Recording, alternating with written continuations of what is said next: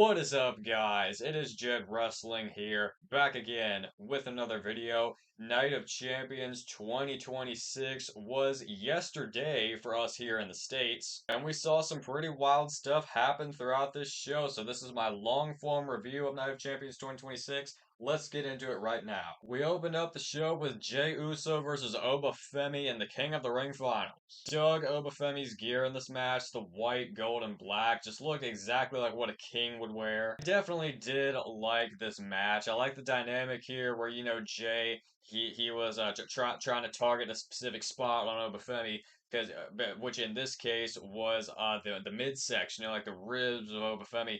They got injured after repeated suicide dives by Jey Uso. He was hitting Uso splashes, he was hitting spears. But after Obafemi kicked out at like one off of an Uso splash, I feel like Jey immediately knew, yeah, I'm screwed.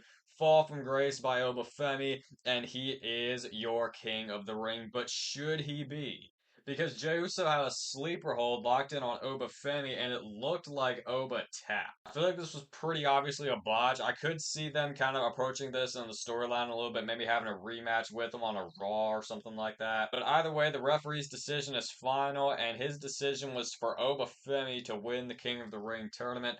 I love it. I hope he faces Roman Reigns at SummerSlam. Something tells me he'd go after Sami Zayn, because, I mean, you gotta remember, Obafemi is a free agent still. He's not on Raw or SmackDown, which is kind of wild. Although I feel like there's not really much of a brand split anymore. I mean, let's be real. You see all these people appear on SmackDown. You saw Jey appear on SmackDown. You see Cody appear on Raw for no reason. So the brand split is kind of dead. But I definitely much rather see Oba versus Roman than Oba versus Sami. Following the King of the Ring tournament finals, immediately with the Queen of the Ring finals, Liv Morgan versus Io Sky, I was super caught off guard when I heard Danhausen's music when the match was about to happen. I'm like, what's Danhausen doing here? And he pretty much just addressed Riyadhausen, if you know what I'm saying, talking about his recent experiences, or experience Hausens, I should say. And Liv Morgan comes out, slaps Danhausen in the face because she's all mad about Danhausen electrocuting JD McDonough and taking money from the Judgment Day and all that, taking the human monies. So Danhausen ends up cursing Liv Morgan, and I knew immediately, yeah, Liv Morgan's got no chance here. A really good match, though. Not one that I feel like was particularly long, but they did great with the time they were given. Liv Morgan, of course, going after the knee of Io Sky. We had another injury angle in this match. Io not really being able to jump on her knee that much, but she still mustered up the courage, hitting over the moonsault on Liv Morgan. Io Sky is your queen of the ring. They selected the right winners, dude. I was scared Jey and Liv were the wrong winners. Io and Oba were the right winners. Immediately after, Io challenges Liv Morgan at SummerSlam, so I feel like we're going to see Io Sky beat Liv Morgan again, win the Women's World Championship, go on another title run. It's about to be awesome. Io's been putting in so much awesome work over the past year that's mostly been unrecognized, especially after she lost the Women's World Championship originally. So I'm definitely glad that she's getting her spot here. Io Sky is your queen of the ring. Braun Breaker versus Seth Rollins inside a steel cage. I went into this match saying that it was going to be a sleeper, and boy, was I right. Seth and Braun both brought weapons into the steel cage, which I think is a great idea. You don't normally see weapons in the steel cage. They normally just fight like throughout the cage, no foreign objects and all that. But this definitely added a fresh layer, if you know what I'm saying. Kind of reminded me of the Asylum match that Chris Jericho and Dean Ambrose had. You know, the match where Jericho got the tack stuck in his back. A lot of really close near falls in this match, especially by Seth Rollins, because, it looked like he had nothing left. Braun Breaker sprung off the ropes, hit a spear on Seth Rollins, and Seth Rollins kicked out. We saw a superplex through a table. We saw Braun Breaker go through a table after a missed spear attempt. No members of the Vision. I did predict that we were going to see Bronson Reed come back and be in this match, but they did offer an explanation as to why everybody wasn't there. Logan Paul can't travel. Paul Heyman's out. Bronson Reed's out too. Austin Theory got knocked loopy by Seth Rollins. Braun had to go in alone, and he couldn't get the job done. Well, one stomp after a pedigree, and then a stomp by Seth Rollins, and then he got up. It looked like he was going to have one final wind left in him, but Seth Rollins ascended up to the top rope and hit a super stomp on Braun Breaker to pick up the victory. Not gonna lie, they did put Braun Breaker over in defeat. I'll give them that. Because the super stomp. I mean, nobody has kicked out of that. I mean that move's put away Omos, Bronson Reed, Cody Rhodes, people like that. So obviously Braun wasn't gonna kick out of a super stomp, but I feel like I feel like Braun should have been given the victory here anyway. Because he's been taking a lot of L's lately, dude. He lost to Seth on Raw, lost King of the Ring, lost the tag titles, lost here. Like, what does he have anymore? I feel like if Oba Femi did not exist, a Braun Breaker would be the one who was winning King of the Ring. He would be the one going on to challenge Roman Reigns at SummerSlam and probably winning the World Heavyweight Championship. But unfortunately for Braun Breaker, Oba Femi does exist, and he did not get that spot. I feel like they've kind of cooled off on Braun Breaker. I just really hope that they're not going to give up on him altogether, because there's a lot of people that I could see them building up in the future. Slash people they already have built up, like Obafemi, people who are still in the pack, if you know what I'm saying, like Trick Williams, Javon Evans, even people like Jacob Fatu and Dominic Mysterio. Like, don't forget people like that. I just hope Braun doesn't get lost in the shuffle of all these new talent that they got. I still want to see him become. I don't feel like he should. I've never really felt like he should be the face of WWE. I think he should be like a Batista or a Seth Rollins type, where he's just like he's there, but he's not all the way there, you know. Because I mean, I don't really think he's that good on the mic. He's kind of underwhelming anytime he picks up a microphone. So I don't really feel like he has, especially since I see him mostly being a heel. Because like the monster young babyface, they already got that in Obafemi, and that's when Braun Burger used to be in NXT. I'm yapping on and on. Seth Rollins won this match, guys. I really cannot tell you much about this match. Trick Williams defending his United States Championship up against Ricky Saints. This match was just a nothing burger, man. Only really noteworthy thing was when Ricky Saints kind of pulled an Eddie Guerrero. He grabbed the trick stick from Little Yachty. Yes, it's called the trick stick, and he hit the steel steps, threw the trick stick to Little Yachty, and then went down, acted like Little Yachty hit him, got Little Yachty ejected from the ringside area, so it was just Tricky and Ricky. But it still wasn't enough. Trick Williams would hit a trick shot and retain his United States Championship. Quite happy about this. I think Trick Williams should hold it, and at least up until SummerSlam, which really isn't that far away when you think about it. Like I said in my predictions, I think there's going to be some sort of good match for the United States Championship at SummerSlam. Get some of these mid card guys now, like Carmelo Hayes. He was snubbed off of WrestleMania.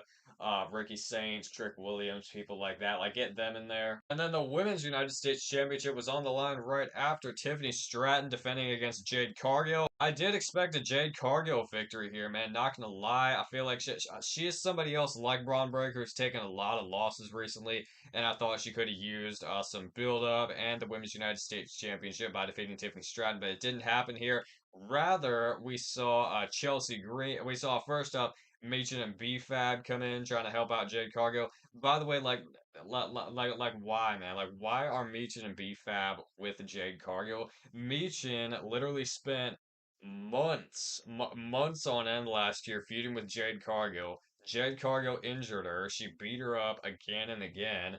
And B-Fab was kind of just going along with Meechin, but like, why are they teaming with Jade Cargill now? Like, it's so weird. At least it's giving them TV time, but at the same time, it's like why are they teaming up? Well, we saw Chelsea Green come out from under the ring in favor of Tiffany Stratton, as well as a returning Charlotte Flair, as she was able.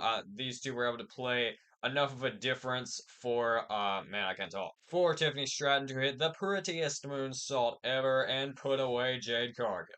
And our main event, the main selling point, the main talking point, the main event of Night of Champions 2026 that I did not get to watch. I was having some ESPN difficulties around the time this match was about to take place, and I went on my laptop to log into ESPN there so I could watch it there instead.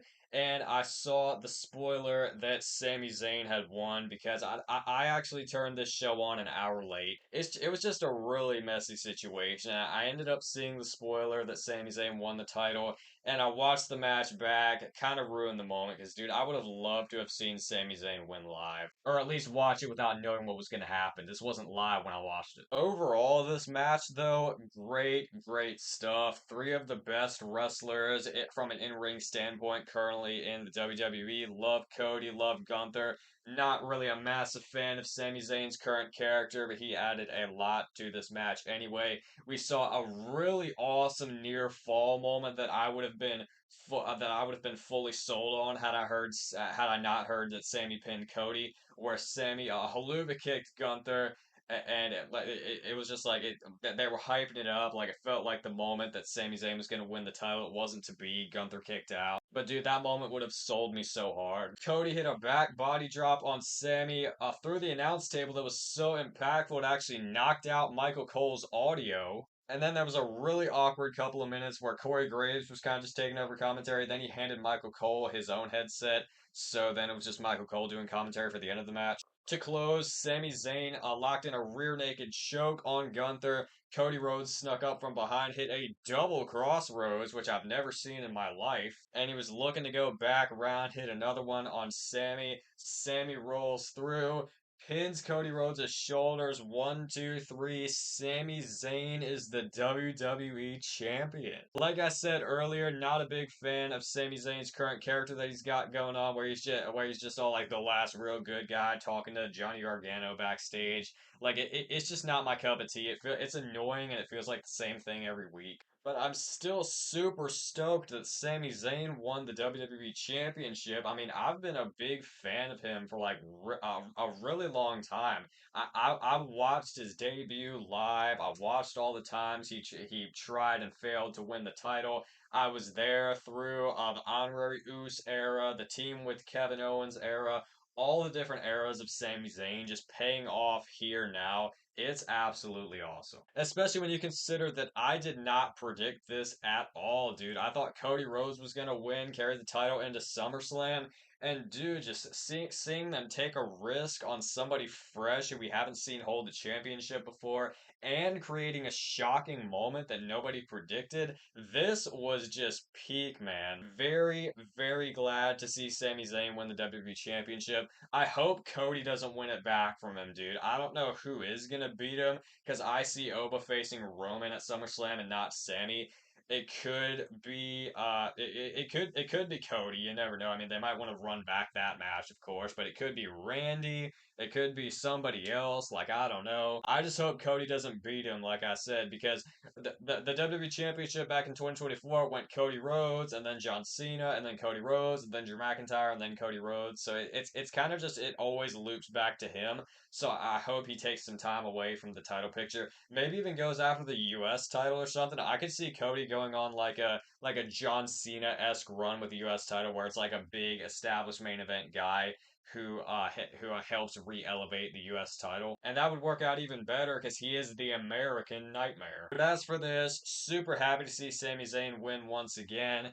And wow, I'm just relieved that they went with an unpredictable result, man. Like I don't know when the last time was that we saw like a really unpredictable shock WWE title change. Drew McIntyre earlier this year was kind of surprising. I mean, I was kind of predicting it going into it, but this was just awesome. Congratulations to Sami Zayn, and that has been my review for WWE Night of Champions 2026. Hope you guys enjoyed. Hope this video gets more views than 5. I'm just being straight up with you. Please let me know what you think down in the comments down below, and I would also greatly appreciate it if you would smash a like on this video, subscribe to Jed Wrestling, and turn on notifications so you never miss a new video when I do post one. Send this video to your grandma. Jed Wrestling, out.